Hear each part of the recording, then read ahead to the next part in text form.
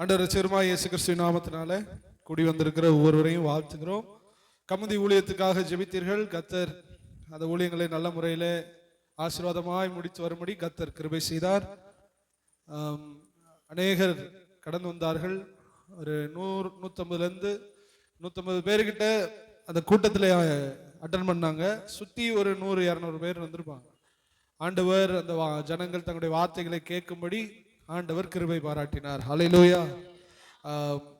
போன வாரத்தில் நான் வாசித்த அந்த வசனம் எல்லாரும் ஞாபகம் இருக்கும். நீதிமானுடைய பேர் புகழ் பெற்று விளங்கும் சொல்லி 2 விஷயத்தை நம்ம பார்த்தோம். ஒன்று, அவனை நீதிமானை ஆசீர்வதித்து காருண்யம் என்னும் கேடகத்தால் அவனை சூழ்ந்திருக்கு. காருண்யம்னா ஆண்டவருடைய தயவு, கிருபை, ஆண்டவருடைய உதவி, அனுக்கிரகம் என்று நம்ம பார்த்தோம்.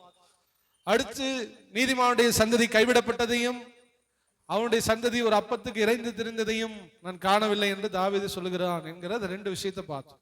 இன்னைக்கு ஒரு காரியத்தை நாம் பார்த்து நீதிமானுடைய ஆசீர்வாதத்தின் செய்தியின் தொடர்ச்சியாக நம்ம பார்த்து நாம் நிறைவு செய்ய போகிறோம். அல்லேலூயா. நீதிமொழிகள் 12:26 வசனத்தை வாசிக்கலாம்.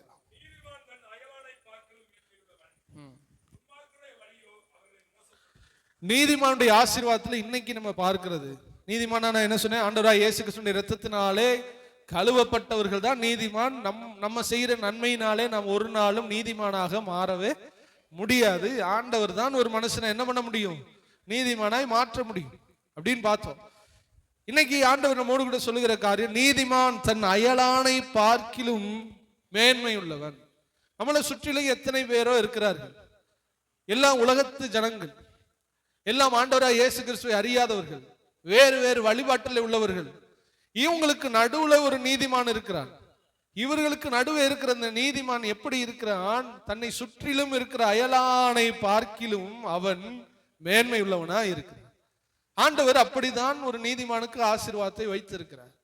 ஒருவேளை நமக்கு அப்படி இல்லாம இருக்கலாம், ஆனா இதுதான் யதார்த்தமான உண்மை. ஒரு சந்ததி ஒருவேளை அப்படி இருக்கலாம், ஆனால் தொடர்ந்து வருகிற அவனுடைய அடுத்த சந்ததிகள் அந்த இடத்தை பிடிக்கலாம். எது எப்படியோ, பைபிள் கருத்துல இருக்கிற பைபிள் சத்தியம், இது உண்மை. இது நமக்கு என்ன சொல்லுது, நீதிமான் தன் அயலானை பார்க்கிலும் மேன்மை உள்ளவன். அப்படின்னா சுற்றி இருக்கிற எல்லாரையும் பார்க்கிலும் அவன் உயர்ந்திருப்பான், உயர்த்தப்பட்டவன். உயர்ந்திருக்கும்படியே கர்த்தர் அவனை அழைத்திருக்கிறார். கர்த்தர் அவனை மேன்மைப்படுத்துவார். ஆனால் துன்மார்க்கருடைய வழியோ அவர்களை மோசப்படுத்து. துன்மார்க்கனுக்கு அப்படி இல்லை, ஆனால் நீதிமான கர்த்தர் உயர்த்துவார். இது பைபிள்ல இப்படி இருக்குது. மேன்மை உள்ளவன் ஒரு வரியில போடப்பட்டு நமக்கு அர்த்தம் குறைவாக இருக்கிறது. ஆங்கிலத்தில் நம்ம பார்க்கும்போது இது எப்படி எழுதப்பட்டிருக்கிறதுனா, நீதிமான் தன்னுடைய அயலானை நல்ல வழியிலே, நன்மையான வழிகளிலே நடத்துவான். இங்க பாருங்க, நீதிமான் தன் அயலானை பார்க்கிலும் மேன்மை உள்ளவன் ஒரு வரியில விழுந்துருச்சா. ஆனா ஆங்கிலத்தில் எப்படி இருக்குது, அவன் மேன்மை உள்ளவன் மட்டும் அல்ல, பிறரையும் சுற்றி உள்ளவர்களையும் அந்த மேன்மையான வழிக்கு நேராய் நடத்துகிறவன் தான் யாரா, நீதிமான். அதே இது துன்மார்க்கனை பற்றி எழுதப்பட்டிருக்கிறது, அவன் சுற்றி உள்ளவர்களுடைய வழியை அவன் மோசப்படுத்துவான். துன்மார்க்க என்ன செய்வானா, தானும் கெட்டு, சொல்லுங்க, சுத்தி உள்ளவனையும் கெடுத்துருவான். நீதிமானோ தானும் ஆசீர்வாதமா இருந்து சுற்றி உள்ளவர்களையும் ஆசீர்வாதமான பாதைகளிலே அவனை நடத்துவார். இதுதான் நீதிமானுடைய ஆசீர்வாதம். நீங்க ஆண்டவருடைய பிள்ளைகளாய் இருப்பீர்களானால், முதலாவது கர்த்தர் உங்களை ஆசீர்வதிப்பார். 2வது என்ன செய்வாரு, உங்கள் மூலமாய், உங்களால் அநேகரை அந்த ஆசீர்வாதத்துக்குள்ளாக கர்த்தர் நடத்துவார். வெறும் சரீர ஆசீர்வாதம் அல்ல, நிம்மதி, சந்தோஷம், சமாதானம், தீர்க்காயுசு எல்லாமே. ஆபிரகாமை அழைக்கும் போது அப்படித்தான் அழைத்தார். எப்படி அழைத்தார், ஆசீர்வதிக்கப்படும்படி உன் சந்ததிக்குள் சகல ஜனங்களும் ஆசீர்வாதமாக இருப்பார். ஆபிரகாம் ஆசீர்வதிக்கப்பட்டவன். ஆபிரகாம் மக்களை ஆசீர்வாதத்துக்குள்ளாக நடத்தும்படி அவன் ஆசீர்வதிக்கப்பட்டவன்.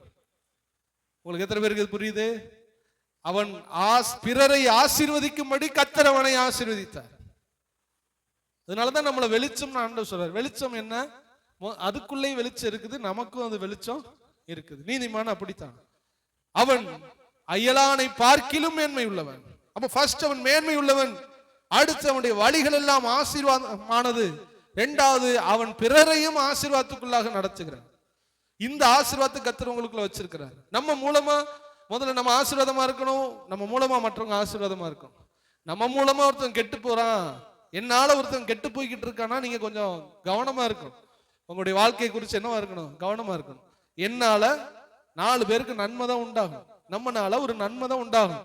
நம்மனால ஒரு 4 பேருக்கு கெட்டது உண்டாகுது அப்படின்னா நம்ம நீதிமானுக்குரிய அந்தஸ்தை ஒருவேளை இழந்து கொண்டிருக்கிறோம், இல்ல அந்த சாபம் நம்ம மேல இருக்குன்னு அர்த்தம். இதுதான் நீதிமானுக்குரிய ஆசீர்வாதம். நான் ஆசீர்வாதமா இருக்கணும், 4 பேருக்கு ஆசீர்வாதமா இருக்கும். அல்லேலூயா. இன்னொரு இடத்துல வாசிக்கும் போது சங்கீதம் 27:6 நமக்கு சொல்லுகிறது, இப்பொழுதும் என் தலை என்னை சுற்றிலும் இருக்கிற என் சத்துருக்களுக்கு மேலாக உயர்த்தப்படும்.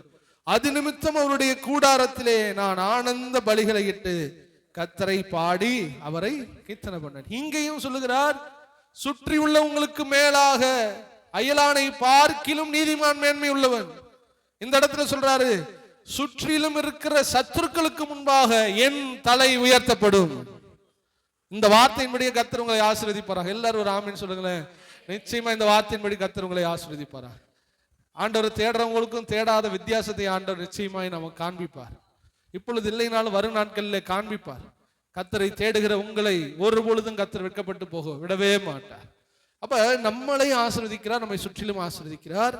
இங்கு நமக்கு எதிராக இருக்கிற சத்துருக்களுக்கு மேலாக நம் தலையை அவர் உயர்த்துகிறவராய் இருக்கிறார். இப்பொழுதும் என் தலை என்னை சுற்றிலும் இருக்கிற என் சத்துருக்களுக்கு மேலாக உயர்த்தப்படும். அந்த வசனத்தை சொல்வதற்கு முன்பாக அந்த வசனத்துக்கு மேல எல்லாம் படிச்சீங்கன்னா அந்த சூழ்நிலை உனக்கு தெரியும். தாவீதை பத்தி தெரியும். தாவீதுக்கு இங்க என்ன நடக்கிறது? ஒரு தீங்கு நடக்கிறது. 27:5 வாசிக்கும் போது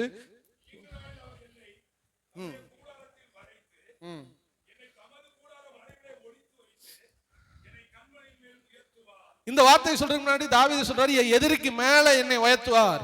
அப்படியானால் அவனுக்கு எதிரி இருக்கிறான். என்ன நடக்குது? தீங்கு நாளில் அவர் என்னை தம்முடைய கூடாரத்தின் மறைத்து என்னை தமது கூடார மறைவிலே ஒளித்து வைத்து என்னை கண்மலையின் மேல் உயர்த்துகிறார். சுற்றிலும் எதிரிகள், சுற்றிலும் கஷ்டம், சுற்றிலும் பாரம். அப்ப சொல்றான், இந்த தீங்கு நாளில என்னைய கூடார மறைவுக்குள்ள நீங்க என்ன பண்றீங்க? என்னைய மறைச்சு வச்சு என்னை ஒளிச்சு என்னை கண்மலையின் மேல வச்சு காப்பாத்தி உயர்த்துறீங்க.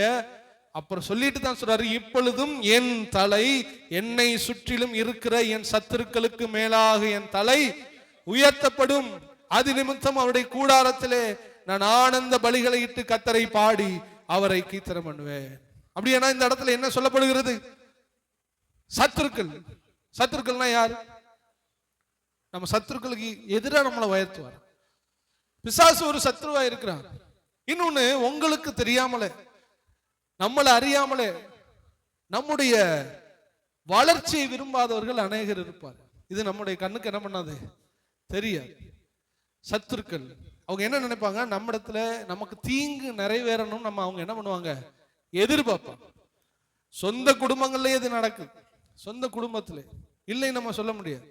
சின்ன பிள்ளையில ஒரே தாய் தகப்பனுக்கு பிள்ளைகளா ஒன்னா வளருவாங்க. அது வளர்ந்து வளர்ந்து பெருசாகி ஒவ்வொரு குடும்பமாய் மாறும்போது சில குடும்பங்கள்ல, எல்லா குடும்பங்கள்ல அதுல ஒரு போட்டி பொறாமை என்ன பண்ணுது? வர ஆரம்பிச்சு என்ன பண்ணுது? தீங்கு நினைக்கிறார்கள். அவனுக்கு ஏதாவது ஆயிராதா அப்படின்னு நினைக்கிறாங்க. சில பேர் அப்படி நினைக்க மாட்டாங்க, ஆனா வளர்றதை விரும்பவே மாட்டாங்க. இன்னொன்னு, தீங்கு நினைக்க மாட்டாங்க, ஆனா அவருடைய உயர்வை அவர்கள் விரும்ப மாட்டாங்க. ஆனா வீழ்ச்சி அடையும் பொழுது இவர்கள் வீழ்ச்சி அடைய பண்ண மாட்டாங்க. ஆனா வீழ்ச்சி அடைஞ்சா இவர்களுக்குள்ள ஒரு சின்ன சந்தோஷம் என்ன பண்ணும்? இருக்கு. இதை மாற்ற முடியாது. யாரும் இல்லைன்னு என்ன பண்ண முடியாது? சொல்ல முடியாது.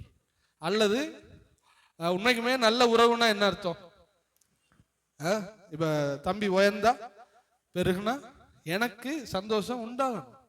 அவன் பெருகும்போது எனக்கு ஒரு சந்தோஷம் உண்டாகலைன்னா அதுக்கு பேர் தான் பொறாமை, காய்மகாரம். அது குடும்பங்களுக்குள்ளேயே வருது. சத்துரு இதை தான் சொல்றான், தீங்கு நாளில் என்னை தம்முடைய கூடார மறைவிலும். கண்ணிலேயே நம்மளை காலி பண்ணிடுவாங்க, பார்வையிலேயே காலி பண்ணிடுவாங்க. ஒன்னு சொல்றேன், உங்களுடைய வளர்ச்சியை பாராட்டாத யாரா இருந்தாலும் அவர்கள் நிச்சயமா உங்கள் வளர்ச்சியை விரும்பாதவர்கள். என்னுடைய கணக்கெல்லாம் அதுதான். நீங்க ஒரு காரியத்தை சிறப்பாக செய்யும் போது அதுல சந்தோஷப்படுகிறவன் தான் உண்மையிலே உங்களை விரும்புகிறவர்கள், உங்களை நேசிக்கிறவர்கள்.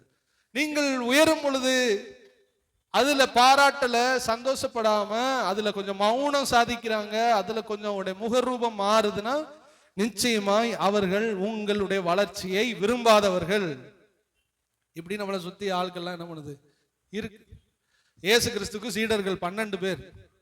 இவரு அவங்களை எப்படியாவது இப்ப ஜான்பர் சோதரர் சொன்ன மாதிரி அடுத்த ஜெனரேஷன் உருவாக்கணும்னு கஷ்டப்பட்டு இந்த 12 பேருக்காகவே வாழ்றாரு. அவர் ஊர் வழியா அவர் பிரசங்கம் பண்ணாலும் 12 அப்போஸ்தலர்ல உருவாக்கி இந்த உலகத்துக்கே தேவராஜ்யத்தை கட்டிடணும்னு அவ்வளவு பிளான் போட்டவர். இவர் பிரசங்கம் பண்ணிக்கிட்டு இருக்கும் போது, இவர் முக்கியமா ஒரு வேலை செய்யும் போது இந்த குரூப் எல்லாம் தனியா பேசிக்கிட்டு இருப்பாங்க. என்ன பேசிக்கிட்டு இருப்பாங்கன்னு பாத்தீங்கன்னா, தங்களில் யார் பெரியவன், யாரும் ஒன்னை நீ பெரியவனா நான் பெரியவன்.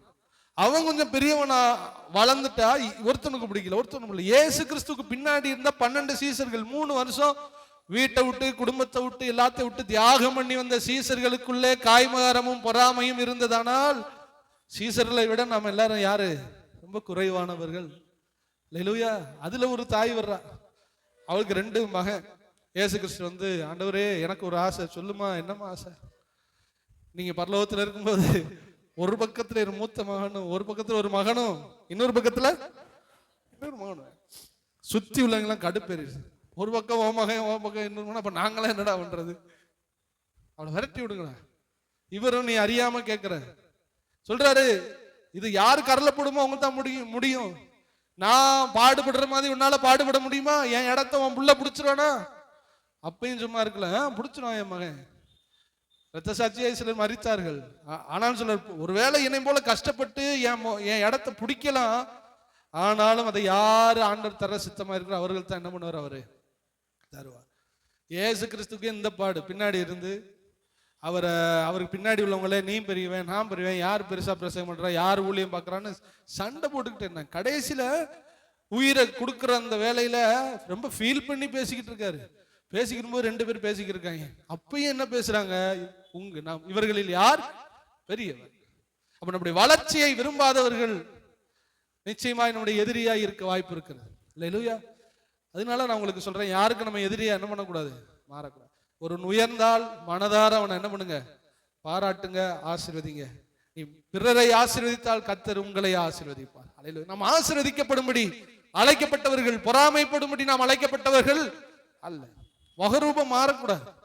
சிலர் உள்ள ஒண்ணும் தெரியாது, ஆனா முகம் அப்படியே சுருங்கி என்ன பண்ணிடும், மாறி. நம்மளை விட ஒரு ஆள் உயர்ந்தோன்னா அவங்களுடைய முகம் அப்படியே தோரணை எல்லாமே மாறி கடுகடுன்னு முகம் என்ன ஆயிரும், மாறி. உள்ளத்துல என்ன இருக்குதோ அதான் என்ன பண்ணும், வெளியில வரும். ஏன் சந்தோஷமா இருக்க முடியல? இயேசு கிறிஸ்துவை விட எல்லாரும் ரொம்ப பயன்பட்டாங்க, ஆனா இயேசு கிறிஸ்துடைய முகம் அப்படி மாறவே இல்லை. இயேசு கிறிஸ்து நாங்க பார்த்த ஊழியம் கூட பார்க்கல. நீங்க என்னடா இயேசுவை எப்படி பேசுறவங்களுக்கு என்ன திமிரு?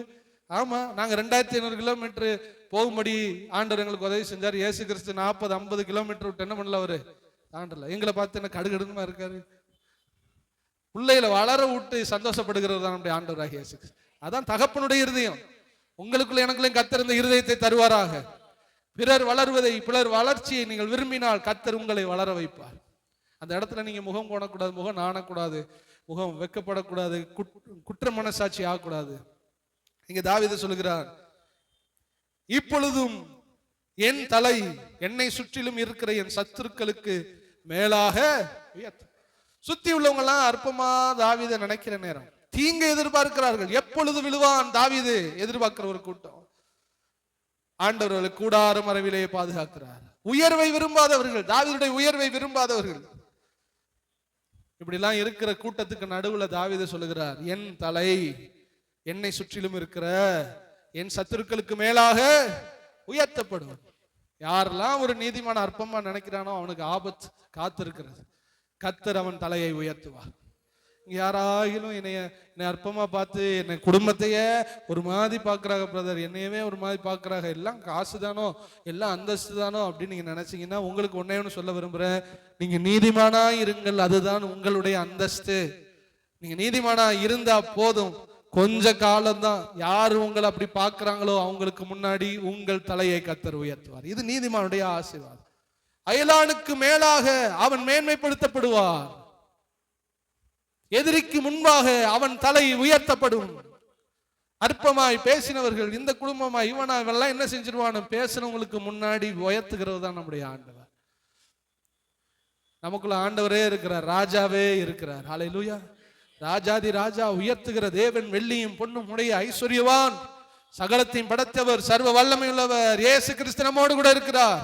இன்னைக்கு நம்ம இப்படி இருக்கலாம், ஆனா இன்னொரு நாள் வரப்போகிறது. நமக்கு கேடு விளைவித்தவர்கள், நம்மை துன்பப்படுத்தினவர்கள், நம் வளர்ச்சியை விரும்பாதவர்களுக்கு நடுவே நம்மை உயர்த்த உண்மை உள்ளவராயிருக்கிறார். அவங்களுக்கு அடிக்கடி ஒரு சொன்ன விஷயம் தான், தாவீதுக்கு அப்படிதான் நடந்தது, யோசேப்புக்கு அப்படித்தான் நடந்தது. ஆண்டவர்கள் எல்லாருக்கும் மேலாக கர்த்தரை உயர்த்த. அவர்களுக்கு இருந்த ஒன்னே ஒன்று என்ன தெரியுமா? ஆண்டவர் மட்டும்தான் அவங்களுக்கு இருந்தாங்க. தாவீது உயர்த்தப்படுறதுக்கு முன்னாடி அவன் கையில ஒரு 10-20 ஆடு, ஒரு தண்ணி குப்பி, ஒரு சின்ன கித்தார், சின்ன மியூசிக் வாசிக்கிற ஒரு கருவி, இதுதான் அவனுடைய சொத்து. ஆனால் இவனோட யார் இருந்தா? கர்த்தர் இருந்தா. இவனுடைய சொந்த அண்ணன்மார் கூட இவனை மதிக்கல, இவன் தாய் தகப்பன் கூட இவனை மதிக்கல, ஒருவரும் இவனை மதிக்கவில்லை, அற்பமாய் பார்த்தார்கள். இவன் கையில இருந்தது பாட்டு வாசிக்கிற ஒரு கருவியும், ஒரு தண்ணி பாட்டலும், ஒரு 10 ஆடுகளும். வெறும் ஆளா வனாந்தரத்தில் சுற்றி கொண்டிருந்தவனை பெரிய ராஜாவாய் கர்த்தர் மாற்றி விட்டார். இன்னைக்கு நீங்க இஸ்ரவேல்ல போனா இஸ்ரவேலுக்கு ராஜாவாய் தாவீதைத்தான் சொல்லுவார். அப்படியானால் ஒண்ணு இல்லாத தாவீது கையில என்னதான் இருந்துச்சு? அவன் எப்படி உயர்த்தப்பட்டான்? அவன் ராஜாவா மாறுறதுக்கு காரணம் என்ன? 10 ஆடு வச்சிருந்தவன் உயர்த்தப்பட்டதுக்கு காரணம் என்ன? அவனுக்குள் இருக்கிற இயேசு, அவருக்குள் இருக்கிற தேவனே அவனை பெரியவனாய் மாற்றினான். அதை தான் போன வாரம் பார்த்தோம். உம்முடைய காருண்யம் என்னை பெரியவனாய் மாற்றும். உங்களை யார் என்ன சொல்லட்டும், யார் எப்படி பேசட்டும், யார் எப்படி பார்க்கட்டும், உங்களுக்கு சொல்றேன், உங்களுக்குள்ள இயேசு இருந்தா போதும். அது ஊற்று, அது ஒரு நதி, அது உங்களுக்கு உள்ள இருந்து அப்படியே ஒரு நாள் உடைச்சிட்டு வெளியில வரும். அன்னைக்கு கர்த்தர் உங்கள் தலையை உங்களை எதிரிக்கு மேலாக உயர்த்துவார். ஹல்லேலூயா. இதுதான் நீதிமானுடைய ஆசீர்வாதம். என்னென்ன செய்வானா? நீதிமான் தன் அயலானை பார்க்கிலும், அதான் நீதிமொழி 12:26 வாசம், நீதிமான் தன் அயலானை சுற்றி உள்ளவனை எல்லா பார்க்கிலும் அவன் மேன்மை உள்ளவன். அடுத்து அவன் தலை அவன் சத்துருக்களுக்கு முன்பாக உயர்த்தப்படும். இன்னொன்னு நான் என்ன சொன்னேன்? அவன் மட்டும் மேன்மையான வழியில இல்ல, அநேகரை மேன்மையான வழியிலே நடத்துவான். ஆங்கிலத்தில் இருக்கிறது. அவன் கைட் பண்ணி தன்னுடைய நைபர்ஸ், தன்னை சுற்றி உள்ளவர்களை அந்த நீதியின் பாதையில, அந்த ஆசீர்வாதத்துக்குள்ள நடத்துவான். உங்களையும் கர்த்தர் உங்களையும் ஆசீர்வதிப்பார், உங்க மூலம் அநேகரை கர்த்தர் ஆசீர்வதிப்பார். இங்க எத்தனை பேர் நம்புறீங்க உங்களை அப்படிப்பட்ட ஒரு இடத்துக்கு கர்த்தர் உங்களை கொண்டு வர உண்மையுள்ளவராக இருக்கிறார்? இந்த ரெண்டு விஷயமும் ஒருத்தன் வாழ்க்கையில இருந்துச்சு. அதை நம்ம பார்த்து தியானித்து நாம் ஜெபிக்க போகிறோம். தானியேல் என்கிற ஒருவன் இருந்தார். நம்ம எல்லாருக்கும் தெரிந்த ஒரு பெரிய ஒரு கதாபாத்திரம் தான், பைபிள்ல இருக்கிற ஒரு உண்மை சம்பவம், அதுல இருக்கிற ஒரு முக்கியமான ஒரு ஆள். தானியேல் பாபிலோனுக்கு அடிமையாக கொண்டு போகப்படுகிறான். நல்ல கவனிங்க, அவன் நீதிமான். எதுல நீதிமான் சொல்றதுக்காக நான் உங்களுக்கு சொல்ல விரும்புறேன். அடிமையா கொண்டு போனோடனே இந்த அழகான வாலிபர்ல ஃபுல்லா அரண்மனையில வேலை பார்க்க வைப்பாங்க. வேலை பார்க்க வைக்கும் போது இவர்களுக்கு ராஜ தோற்றம் உடம்புல வரணும். இவன் அதை இதை சாப்பிட்டுருப்பான், இப்ப முகத்துல தோற்றம் இருக்காது. நல்லா கவனிங்க, நல்ல சாப்பாடு தான் நல்ல தோற்றத்தை என்ன பண்ணுவோம்? கொடுக்கும். அப்ப நம்ம சாப்பாடு முறைகள் மாறும்போது நம்முடைய தோற்றங்கள் என்ன பண்ணுது? மாறுது. அப்ப அரண்மனையில நல்ல நல்ல சாப்பாடு என்ன பண்றாங்க? கொடுத்து இவங்களை வளர்க்கணும். வளர்க்கும் போது பாபிலோனுடைய அரசுல பன்னிக்கறி, அந்த கறி, இந்த கறி எல்லாம் சாப்பிடும். பைபிள் படி சில கறிகள் எல்லாம் சாப்பிடக்கூடாது. தானியேலுக்கு சில ஒழுங்குமுறை இருந்துச்சு. இப்படி இதை சாப்பிடணும், இதை கூட சாப்பிடக்கூடாது அப்படின்னு. இப்ப தானியேலை கொண்டு போய் அரண்மனையிலே வைத்து விட்டார்கள். இப்ப ராஜ சாப்பாடு கொடுத்து அவனை ஒரு ராஜ குலமகனாய் உருவாக்கி ராஜ அரண்மனையில வேலை பார்க்கணும் தானியேல். அதுக்கு ஒரு ஆளை போட்டாச்சு, மேனேஜரை. வர்றாரு, வந்து நீங்களாம் செலக்ட் ஆயிருக்கீங்கப்பா, உங்களுக்கு இன்னையில இருந்து விசேஷமான சாப்பாடு. அடிமைக்கு என்ன சாப்பாடு கிடைக்கும்? கஞ்சி, கூழ், இதெல்லாம் கிடைக்கும். ஆனா இவங்களுக்கு டெய்லி பீஃப், அந்த கறி, இந்த கறி, உடம்பு கறி, அது இதுன்னு போட்டு விசேஷமான சாப்பாடு. இதை நீ சாப்பிடணும். சாப்பிட்டு நல்ல உடம்ப நீங்க ஏத்தணும், நல்ல கலராகணும், நல்ல ராஜகுல உடம்பு மேன்மை, அந்த மேனி உனக்கு தெரியணும். அப்படி நீ சாப்பிட்டு ராஜாட்ட உன்னை ஒப்படைக்கணும்னு சொல்லி சாப்பாடு, மேக்கப்பு, இதுக்கெல்லாம் தனி கான்சன்ட்ரேஷன் பண்ணி ஆளை வச்சாச்சு. வைக்கும் போது இவனும் ஒரு 3 பேர் கூட்டாளிகள். சாப்பாடு விதவிதமா வருது, சாப்பாடை பாக்குறான். இவங்களுக்கெல்லாம் வாய் ஊறுது மத்தவனுக்கு. எடுத்து தின்னுட்டு மன்னிப்பை கேட்டுட்டு போடா, ஆண்டவர் என்ன வறுமையில இருக்கான், தேவனே கொடுத்தாரு, சாப்பிட்றான்னு சாப்பிட்டாங்க ஒரு கூட்டம். ஆனா இவங்க என்ன பண்ணாங்கன்னா, தானியேலும் அவனு கூட இருந்தவர்களும் ராஜாவினுடைய உணவால் இந்த உடம்ப நான் என்ன பண்ண மாட்டேன், கெட்டு போக பண்ண மாட்டேன். ஐயா வெறும் கஞ்சி, இப்ப ஸ்ரீலங்கால பிடிபட்டு இருக்காங்க, கஞ்சியும் கூழுமா, கூழ் கட்டியா குடிச்சுட்டு, அங்க நல்ல சாப்பாடு நமக்கு ஈக்குவலா சாப்பிட அளவுக்கு டேஸ்ட் அவ்வளவா இருக்காது. ஆனா அங்க ரொம்ப ஒரு தாழ்ந்த ஒரு சாப்பாடை கொடுத்துக்கிற போது, விசேஷ சாப்பாடை கொடுத்தா யாரு வேணான்னு சொல்லுவா? தானியேல் அந்த இடத்துல வேணாம் அப்படின்னு அதை நிறுத்தினான். அப்ப அவன் பிரதானி கேட்கிறான், டே இதை சாப்பிடலாம் உன் உடம்பு வளராதுடா, நீ புஷ்டி ஆக மாட்டா. ராஜா என்ன கேட்பாரு, இல்ல இல்ல என்ன மரக்கறி கொண்டு வா அப்படின்னா, வெஜிடபிள்ஸ் காய்கறி மட்டும் கொண்டு வா, நான் அதை சாப்பிட்டுக்கிறேன்னு சொல்லிட்டு காய்கறியை சாப்பிட்றான். சாப்பிட்டு சில நாட்கள் கழிச்சு அவனை செக் பண்ணி பாக்குறாங்க, அவங்கள விட பலன்னு ராஜகுமாரன் ஆகி மாறிவிட்டான். அல்லேலூயா. ஃபர்ஸ்ட் இவன்ட்ட நம்ம தெரிஞ்சுக்கிற விஷயம், தன்னை பரிசுத்தமாய் பாதுகாத்து கொண்டான். அதனால்தான் இவன் தன் அயலானை பார்க்கிலும் மேன்மையுள்ளவனாய் பாதுகாத்து கொண்டார். கர்த்தர் அவனை உயர்த்தினார். என்ன பரிசுத்தம்? தனக்கு லாபமாய் தன் பசியாற்றும் ருசியா இருக்கிற ஆகாரம் தான். ஆனாலும் இவனுக்குள் ஒரு கொள்கை இருக்கிறது, இதை சாப்பிடக்கூடாது. அத நஷ்டமா எண்ணி அவன் அதை விட்டான். பின்னாடி சொல்றவன் எங்க உயர்த்தப்பட்டான்னு. இதான் தானியேல் பரிசுத்தத்தினுடைய அடையாளம். இன்னைக்கு நமக்கு நிறைய விஷயம் லாபமா இருக்கும், நல்லதுதான், லாபமா இருக்கலாம். ஆனா கடவுளுக்கு பிரியமாங்கிறத நீங்க என்ன பண்ணணும், யோசிச்சு பார்க்கணும். ஆண்டவருக்கு பிரியம் தானா நீங்கள் செய்யறது? ஆண்டவர் பிரியமா? இல்ல எனக்கு ரொம்ப அந்த விஷயம் பிடிச்சிருக்கு, டேஸ்டா இருக்குது, அந்த விஷயத்தை நான் செய்யணும் போல இருக்கு, ஆண்டவருக்கு பிரியம் தானா? நீங்கள் செய்கிற எல்லாம் படைத்த இறைவன் இயேசுவுக்கு பிரியந்தானா?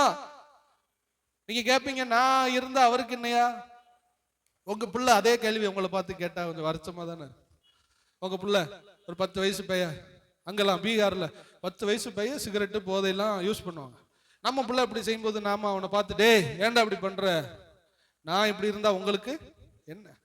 இன்னும் 2 பசங்க பேசிக்கிறாங்க, அவர் கிடக்காரா இருக்கிறவரை என்ன பண்ணணும், பீடிய அடிக்கணும், சாப்பிடணும், குடிக்கணும், ஜாலியா வந்து அப்பா அம்மா சொல்றதெல்லாம் கேட்காத அப்படின்னு நம்ம பிள்ளை சொன்னா எப்படி இருக்குமோ அப்படியே கடவுள் ஒருவர் இருக்கிறார். குடிச்சா என்னையா தப்பு, சிகரெட் அடிச்சா என்ன தப்பு, கெட்ட வார்த்தை பேசினா என்னையா தப்பு, பாவம் பண்ணா என்னையா தப்பு? வாழ்றவரை சந்தோஷமா இருக்கணும்னா படைத்த இறைவன் நம்மளை பார்த்து சொல்லுவார், இல்ல இல்ல உன்னை படைச்சதுனா, உன்னை உருவாக்கினதுனா, உன் பெற்ற பிள்ளைக்கு இப்படிதான் வாழணும் நீ ஒரு ஆசை வச்சா, உன்னை படைச்ச எனக்கு நீ வாழணும்னு எனக்கு ஒரு ஆசை இருக்கும், நீ அந்த ஆசைப்படிதான் வாழணும். இததான் தானியேல், தனக்கு லாபமா இருந்துச்சு, என்னென்னமோ சாப்பிடலாம், குடிக்கலாம், சாராயம் அடிக்கலாம், அது இதுன்னு சாப்பிடலாம். ஆனா அவன் தொட்டு கூட பார்க்கல. ஏன் தொட்டு பார்க்கல? என் ஆண்டவர் இதுல பிரியப்படவே மாட்டார் அப்படின்னு சொல்லி முதலாவது அதை ஒதுக்கி வச்சான். அல்லேலூயா. ரெண்டாவது, இவன் நீதிமன்னா என்னன்னு சொல்லிட்டு உங்களுக்கு சொல்றதுக்கான சொல்றேன். ரெண்டாவது விஷயம், இவன்ட்ட தப்பு கண்டுபிடிக்க பாக்குறாங்க. அட்மினிஸ்ட்ரேஷன்ல கணக்கு வழக்குல பாக்குறான். கணக்கு வழக்கு ஃபுல்லா கிளியர், ஒரு பொய் கணக்கு கிடையாது. யார்கிட்ட லஞ்சம் வாங்கியிருக்கான் ஒண்ணும் கிடையாது. அதிகாரிகள் இவனை செக் பண்றாங்க, ஒரு தப்பும் கிடையாது. ராஜா இவனை செக் பண்றான், ஒரு தப்பு கிடையாது. கடைசியா அவன் தானியேல் ஒரு வார்த்தை சொல்லுவான், ராஜாவே உமக்கு முன்பாகவும் என் தேவனுக்கு முன்பாகவும் நான் நீதி உள்ளவனாய். தானியேல் யாரு? ஏன் அவன் தலையை கர்த்தர் உயர்த்தினார்? அவன் மனுஷர்களுக்கு முன்னாடி உண்மையாவும் இருந்தான், தேவனுக்கு முன்னாடி உண்மையாவும். நீங்க மனுஷனுக்கு முன்னாடி உண்மையா இருக்கீங்களா? சிலர் தேவனுக்கு முன்னாடி உண்மையா இருப்போம், ஆனா மனுஷனுக்கு முன்னாடி உண்மையா இருக்க மாட்டோம். சிலர் மனுஷனுக்கு முன்னாடி உண்மையா இருப்போம், ஆனா தேவனுக்கு முன்னாடி உண்மையா இருக்க மாட்டோம். உங்களை குறித்து யாராயிலும் குற்றம் சொன்னால் நீங்க அந்த குற்றத்துக்கு பதில் என்ன சொல்ல போறீங்க? உங்களை பொய்யா குற்றம் சொன்னா அது பிரச்சனை கிடையாது. ஆனால் நீங்க ஒரு தவறு பண்ணி, இப்ப நான் இங்க பேசிக்கிட்டு இருக்கேன், என்னை பார்த்து ஒரு ஆளு இவரெல்லாம் பேசுறான்டா, இவன்லாம் இப்ப என்ன காரியம் அன்னைக்கு செஞ்சான் தெரியுமான்னு என்னைய ஒரு புடி கொடுக்குற மாதிரி ஒரு வார்த்தை கேட்டா நான் என்ன செய்ய முடியும்? தானியேலுக்கு ஒரு குற்றத்தையும் அலுவலகத்துல பார்க்க முடியல. காசுல உண்மை, பேச்சுல உண்மை, பணத்துல உண்மை, எல்லாத்துலயும் உண்மை உண்மை உண்மை, தேவனுக்கு முன்னாடியும் உண்மை.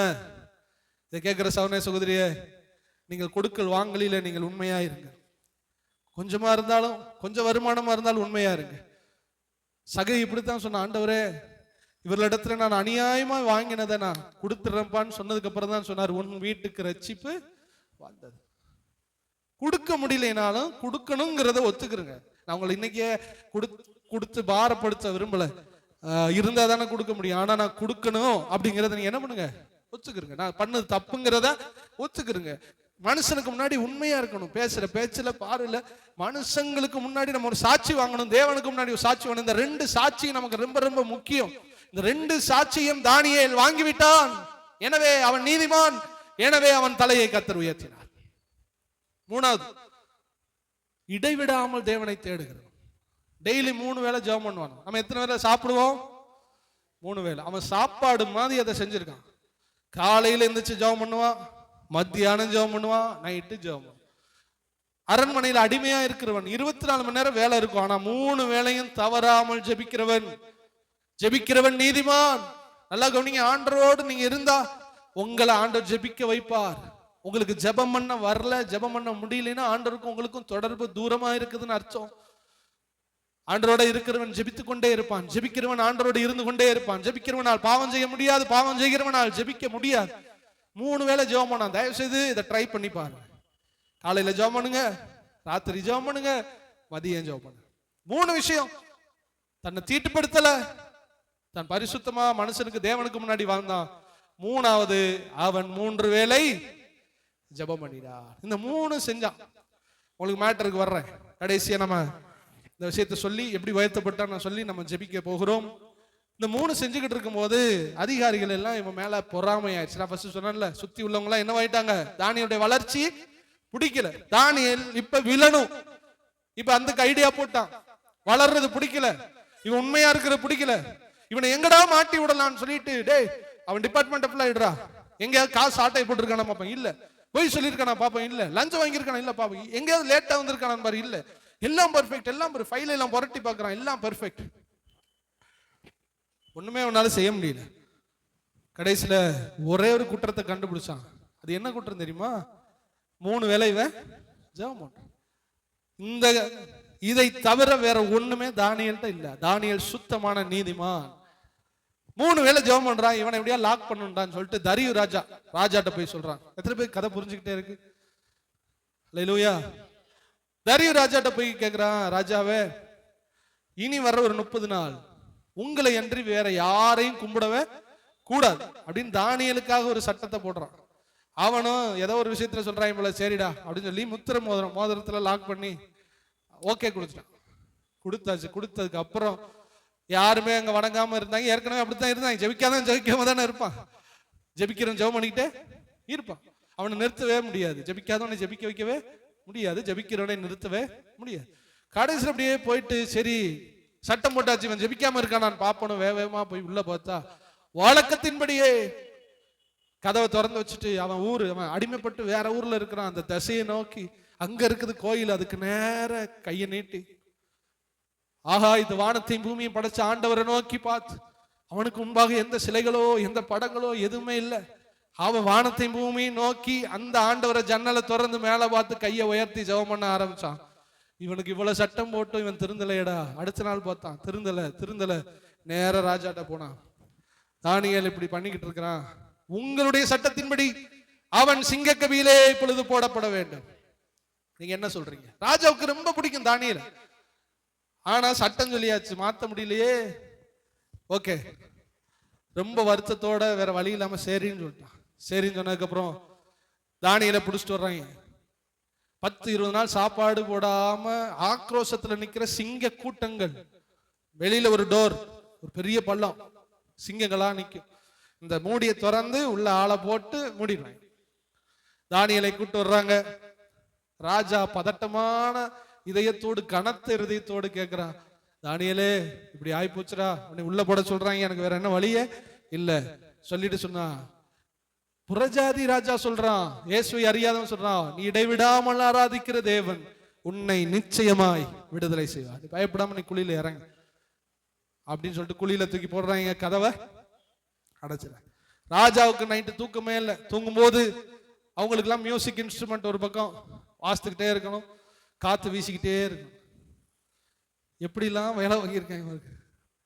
நைட்டு இவர் தூங்குவாரா, ஒருத்தர் வீசிக்கிட்டே இருப்பா, ஒருத்தர் பிடியில் வாசிக்கிட்டே இருப்பா, டேடன்னு வாசிக்க ஒரு தூங்குவாரு. அப்படி காத்தடித்தும் மியூசிக் வாசித்து ராஜாவுக்கு ராத்திரி முழுசும் தூக்கம் இல்லை. நீங்க சிங்க கபிக்குள்ள இருந்தா ராஜாவுக்கு எப்படியா தூக்கம் வரும்? நீங்க கஷ்டத்துல இருக்கும்போது என் ஆண்டவர் இயேசுக்கு தூக்கமே வராது. உங்க கஷ்டத்தை பார்க்கிறவர் தான் இரட்சகராகிய இயேசு கிறிஸ்து. உள்ள சிங்க கபிக்குள்ள போடப்பட்டாச்சு. ராத்திரி முழுசும் ராஜா படபடன்னு ஆயிடுச்சு. காலையில எப்படா விடியும்னு வந்தான். வந்து பதட்டத்தோடு மூடிக்கு கிட்ட வந்து, தானியேலே மெதுவா கூப்பிட்டான். செத்துட்டானா பொழைச்சிட்டானா எறும்பு கூட மிஞ்சாது. இடைவிடாமல் ஆராதித்த தேவன் உன்னை விடுவிக்க வல்லவராய் இருந்தாரா அப்படின்னு சொல்லிட்டு இப்படியே சவுண்ட் கேட்டான். உள்ள இருந்த சவுண்ட் வந்து, ஆம் ராஜாவே, நான் இடைவிடாமல் ஆராதிக்கிற தேவன் என்னை தப்புவிக்க.